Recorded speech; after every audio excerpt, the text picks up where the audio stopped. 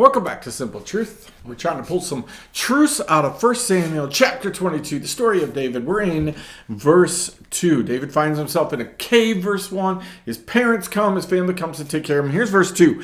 And everyone who was in distress, and everyone was in debt, and everyone who was bitter in soul gathered to him, and he became commander over them, and they were with him about 400 men. Now, listen, let's just be truthful about this. These are not the people that you want to build an army with.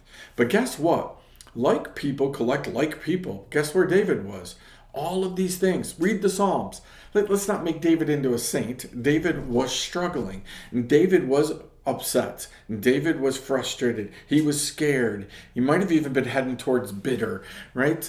He was in a place where he was needy. He needed God to take care of him. And so guess what? God sends him his family to take care of him. And then guess what God does? Oh, God sends him the beginnings of his army. Who are these people? The needy. Like, these are the same types of people that Jesus said came to get the prisoners, the broken, right? Those who were blind, those who couldn't hear, right? The lame, right? All of these people, that's who Jesus started to build his kingdom with. God has this great desire to call and gather unto him those who need him, those who are weak. We think we got to be strong and we got to clean all up and then God will take us and then God will use us and all these things. No, the beginning of David's army here is a bunch of messed up, needy, broken people. So let me ask you, are you surrounded by people who got it all together? Or are you surrounded by people who are needy? If you're Christ-like, you're going to automatically attract the needy. You understand that, right? You're going to be the magnet at your workplace, at school, at church, anywhere where people need you. They're going to need you, right? And they're going to be attracted to you. And before you decide to throw them away and clean them up and blah, blah, blah, you might want to ask God, like, what's the deal here?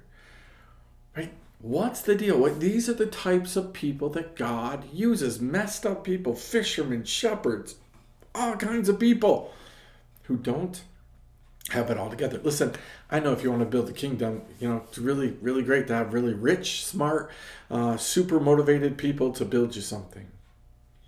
Those people tend to take their resources and go at certain times. But man, you start dealing with the broken and you start healing people, right? You start dealing with those who are bitter and angry and upset and all this, and you start life changing them with Jesus. All of a sudden, these are solid people. These are solid people who know what they needed and then they can pass it along. David had compassion on these people. Like Jesus had compassion on people. Jesus did it out of perfection. David did it out of, he knew. He just simply knew what these people were going through. How long, oh Lord? How long? That's what David cries out in the Psalms. You ever been there? Right, so take a good look at the people all around you. Who's collecting around you? Man, if you're just collecting smart, like-minded, all-together people, you might be off track.